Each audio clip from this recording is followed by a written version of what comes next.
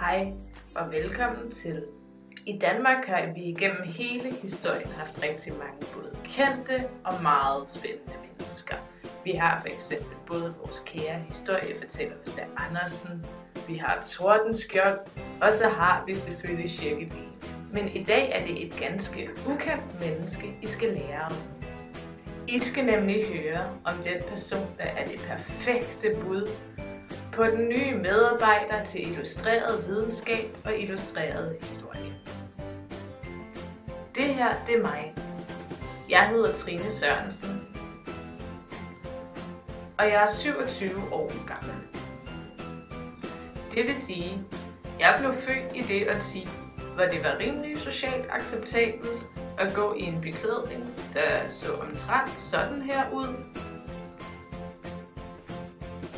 Jeg blev også født i det årti, der har givet os nogle af de hits, der stadigvæk er allerbedst at fyre dem af til på dansegulve. Jeg har næsten lige afsluttet min kandidat i journalistik. På mit speciale, der har jeg specialiseret mig i videokommunikation og i sociale medier. Mit speciale, det er et produktspeciale, hvor jeg har produceret en videokanal på Facebook, så jeg er meget dygtig til både selv at planlægge, at producere og at redigere videoer. Alle de her videoer, de er blevet udgivet med et humoristisk twist for at finde ud af, hvordan publikum reagerede på dem. Det betyder både, at jeg er på ingen måde bange for selv at optræde på film eller at blive udstillet en lille smule, og at jeg er meget vant til at lave effektmålinger af, hvordan modtagerne reagerer på kommunikation.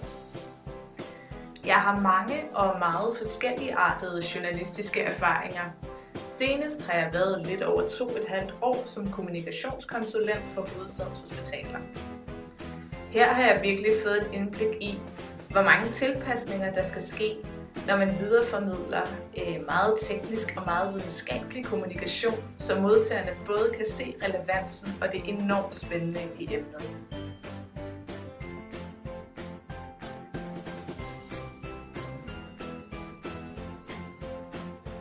Som kommunikationsansat hos Hovedstadens Hospitaler blev jeg lidt af en hej til computerarbejde. Jeg kan fx stort set SEO-optimere i søvne. Derudover så kan jeg arbejde i flere forskellige CMS-systemer, og jeg kan som regel yde teknisk førstehjælp, hvis der er noget, der går rigtig galt.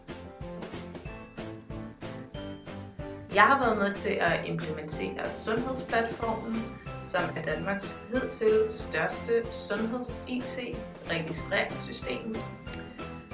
Og jeg er derfor meget vant til at tænke i kommunikationsstrategier, forskellige målgrupper og tværmedialitet. Derfor er jeg også meget vant til at arbejde med business case og med projektledelse. At formidle, fortælle i hvad end form jeg gør det, er ganske enkelt det bedste jeg ved i hele verden. Og jeg synes det er meget fascinerende, hvor sjovt og spændende stort set alle emner kan formidles. Som kommunikationsansat hos Hovedstadens Hospitaler lavede jeg en stop-motion julekalender om vores organisationsstruktur. Og den blev blandt de 3 mest viste film i hele organisationens historie. Jeg elsker virkelig at skrive. Jeg har gjort det lige så længe jeg kan huske i hobbysammenhæng, og jeg har gjort det omkring 10 år i professionel sammenhæng. Jeg bliver meget ofte rost for, at jeg har et meget sjovt og genkendeligt sprog, og har også som anmelder vundet en pris for finurligheden i min tone. Igennem mine mange forskellige journalistiske ansættelser er jeg blevet meget vant til, at arbejdsbyrderne både kan være meget drastisk varierende, og at deadlinesene kan være korte. Så længe at jeg kan få en kop kaffe, er jeg egentlig ret tilforladelig selv i virkelig pressede situationer. Ellers kan jeg fortælle, at noget af det, jeg bedst kan lide i verden, er ganske enkelt at lære og at undersøge ting. Det er nok derfor, at jeg blandt andet har dygtiggjort mig i og stadig er ved at lære både at læse og at skrive hjælpesprog. Jeg ved, at nogen synes, at research til artikler er kedeligt, Jeg synes oprigtigt, at det er noget af det mest spændende. Jeg har flere gange fuldstændig frivilligt siddet med ordbøger og oversat artikler fra polsk eller ungarsk, fordi jeg synes, at de på udseendet så spændende ud. Som kollega og medarbejder er jeg den, der stort set altid er i godt humør. Jeg er den, der næsten aldrig kommer med de logiske forslag, men jeg kommer til gengæld med de forslag, der balancerer på den kant, der er lige imellem gal og genial, som folk altid virkelig husker.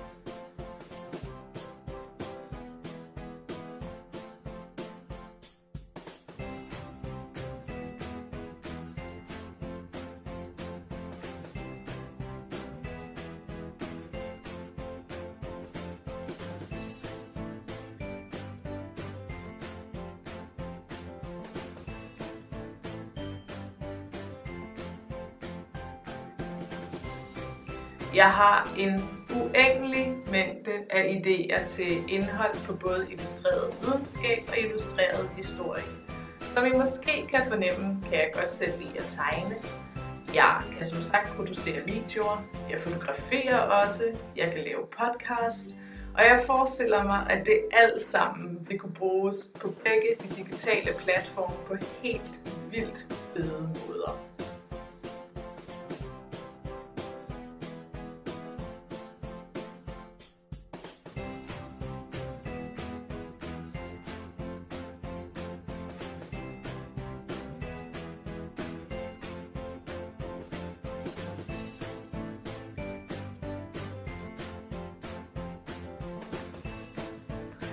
Så nu har I lært om Danmarks historiens bedste bud på en medarbejder til illustreret videnskab og illustreret historie. Tusind tak, fordi I lyttede med.